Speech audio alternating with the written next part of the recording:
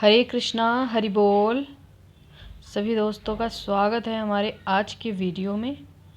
और आज हम बात करेंगे भगवद गीता के अध्याय 2 के बारे में, जिसका नाम है सांख्य योग और इसे ज्ञान योग के नाम से भी जाना जाता है।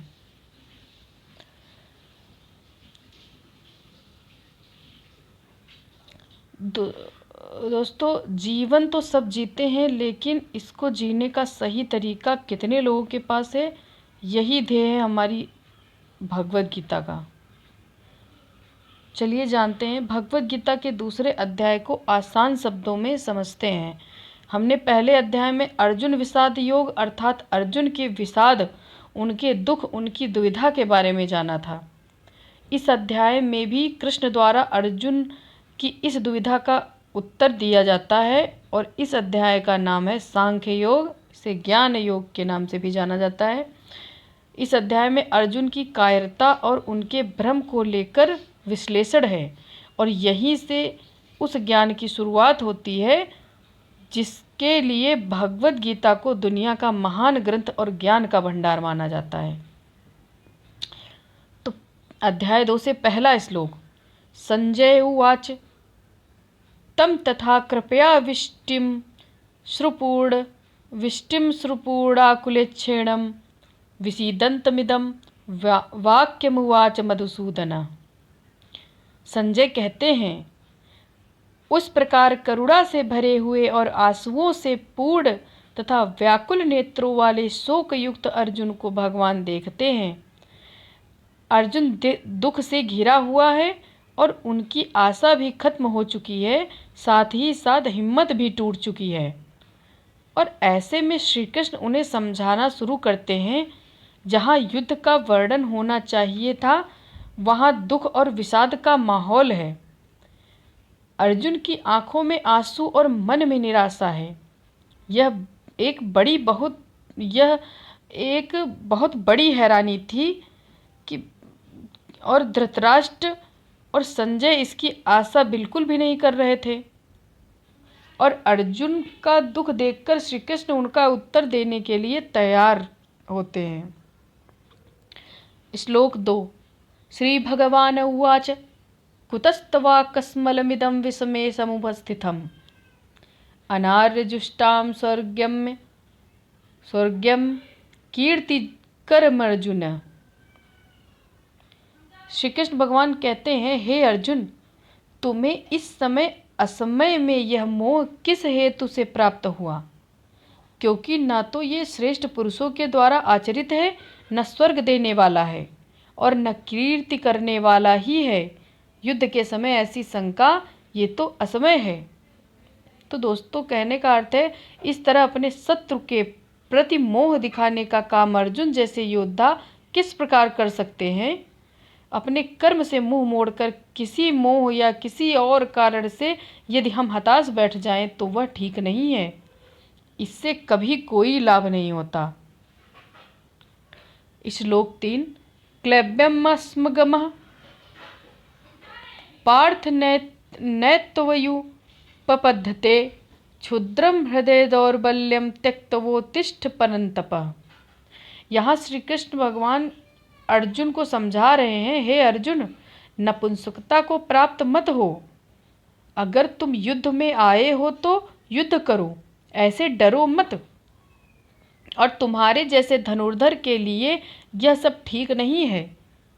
यह सही नहीं है कि इस तरह से मन की कमजोरी दिखाओ। दोस्तों, यहाँ भगवान श्री कृष्ण जो नपुंसकता का वर्णन कर रहे हैं, इसका अर्थ है शक्तिहीनता, कमजोर हो जाना और युद्ध से मुंह मोड़ लेने वाली बात कर रहे हैं। अर्थात जो धर्म कहता है उसके अनुसार तो कर्म करना ही चाहिए और स्वयं को कमजोर मानकर कार्य को छोड़ देना यह सही नहीं है। बुरे समय में जब हमें भी आशंका सताए तो यही बात हमें याद रखनी चाहिए कि मन की दुर्बलता को छोड़कर हमें उस कर्म के बारे में सोचना चाहिए जो हम करने के लिए आए हैं। श्लोक 4। अर्जुन उवाच कथम भीष्महं संख्ये द्रोणं च मधुसूदन इसुभिः प्रतियोत्स्यामि पूजाहार्वरिसूदन।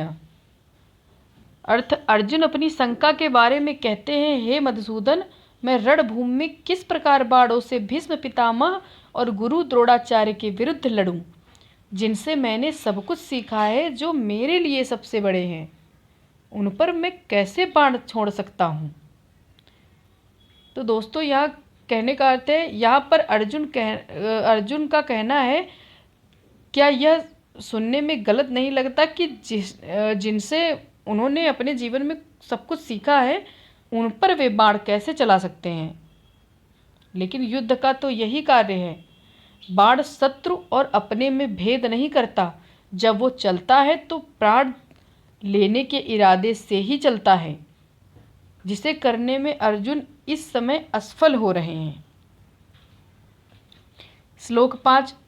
गुरून् हत्वा हि महानुभावा श्रेयो भोक्तुं भैच्छमपीह लोके हत्वार्थकामास्तु गुरूनिहैव भुजिये भोगान रुधिर प्रदिग्धान। अर्जुन की दुविधा गलत प्रतीत नहीं होती जब वे ऐसा कहते हैं कि इस महानुभाव गुरुजनों को न मारकर मैं इस लोक में भिक्षा का अन्न भी खाना कल्याणकारक समझता हूँ। यहाँ पर अर्जुन कहते हैं कि इन गुरुजनों को मारकर इस दुनिया में किसी भी तरह का लाभ ले लूँ, उसका क्या ही मतलब है। अपने इन लोगों को मारकर उससे अर्थ व भोग, धन धान्य, ऐश्वर्य, ये सब तो प्राप्त कर लूँगा, परंतु ऐसे भोगों से क्या प्राप्त होगा। तो दोस्तों, अर्जुन ही नहीं, दुनिया में न जाने ऐसे कितने लोग होते हैं जिन्हें लगता है कि परिवार भी न छूटे और मोक्ष भी प्राप्त हो जाए, परंतु यह तो संभव नहीं है। श्लोक 6। न चैतद्विभः कृतरन्नो गरीयो यद्वा जयेम यदि वा नु जयेयु यानेव हत्वा न जिजीविषाम स्थेव स्थितः प्रमुखे धृतराष्ट्रः। अर्जुन कहते हैं, हम ये भी नहीं जानते कि हमारे लिए युद्ध करना या न करना इसमें से कौन सा श्रेष्ठ है, अथवा ये भी नहीं जानते कि हम जीतेंगे या वे हमको जीतेंगे। और जिनको मारकर हम जीना भी नहीं चाहते, वे ही हमारे आत्मीय धृतराष्ट्र के पुत्र हमारे मुकाबले में खड़े हैं। भविष्य में क्या होगा यह तो कोई नहीं जानता।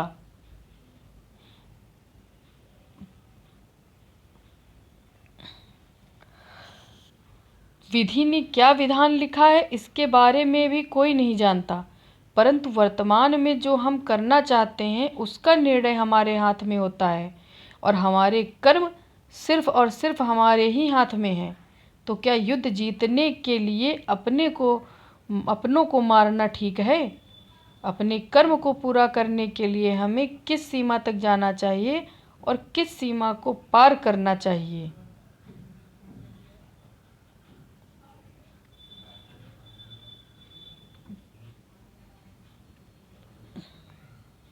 श्लोक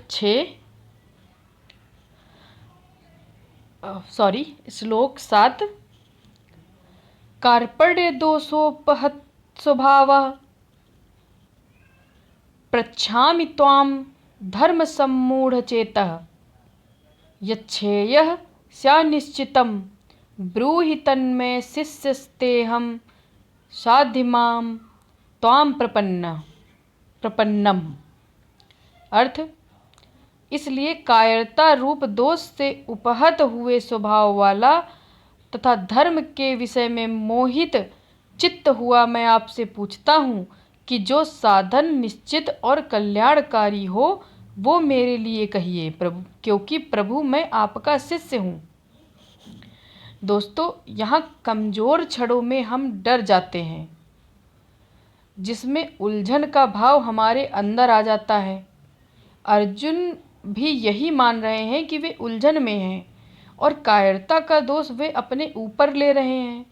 और तभी वे कहते हैं कि श्री कृष्ण, मैं आपका शिष्य हूँ, मैं अपने आप को समर्पित करता हूँ, मुझे यह बताइए कि क्या सही है और क्या गलत है।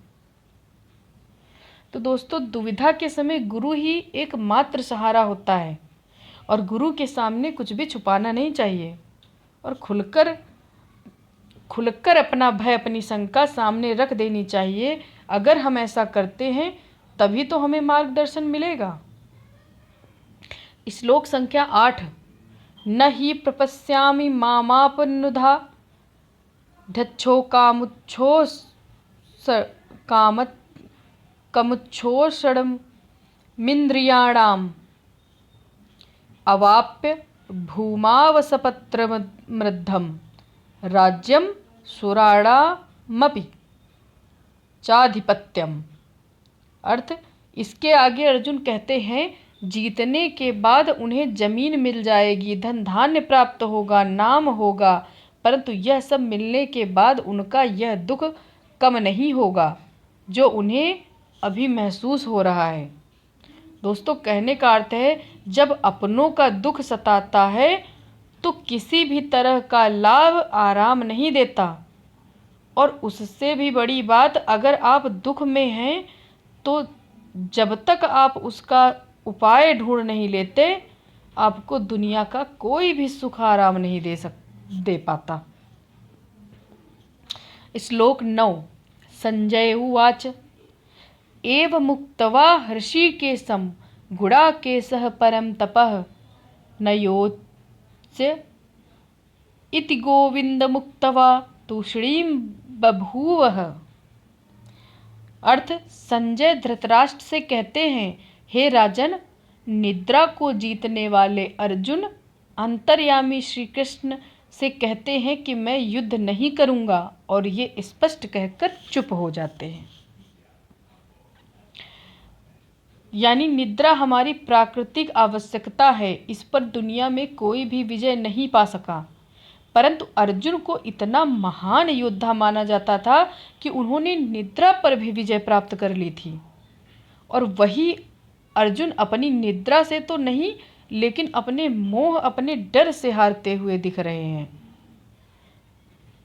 किस समय कौन सी कमजोरी हम पर हावी हो जाए ये कहा नहीं जा सकता, लेकिन अर्जुन अपनी इस दुर्बलता को हराकर आगे बढ़े थे, और ऐसा ही हमें भी प्रयास करना चाहिए। श्लोक संख्या 10। तमुवाच हृषीकेशः प्रहसन्निव भारत सेनयोरुभयोर्मध्ये